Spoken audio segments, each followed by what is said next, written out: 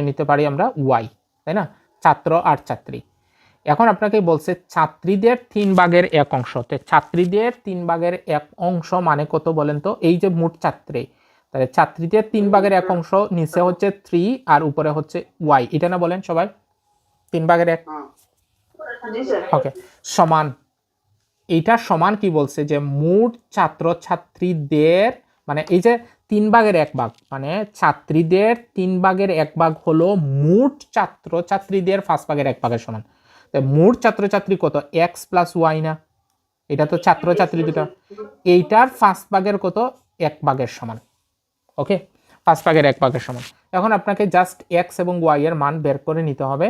তাহলে এটা করলে কত হবে? 5y, আর এদিকে করলে হচ্ছে 3x প্লাস 3 দিয়ে গুণ হলে, তাই না, 3y, বুঝছি সবাই? তাইলে বা এটা যদি ওই পাশে আসে তাহলে কত হবে? 5y থেকে 3y গেলে হচ্ছে 2y সমান, এখানে হোক কত হবে? 3x। এখন এখান থেকে আমরা কি করতে হবে? দুইটা অনুপাত বের করতে হবে। তাহলে ওইটাকে ওই পাশে নিয়ে আসি, তাহলে কত হয়? আর ওইটা ওই পাশে নিয়ে যাই, নেওয়া যায় না? শুধু x আনলে y x, আর এখানে 3 তো ছিলই, তার মানে এখানে 2। তাহলে x এর জন্য পাচ্ছি কত? 2, আর y এর জন্য পাচ্ছি হচ্ছে 3। তাহলে আমরা লিখতে পারি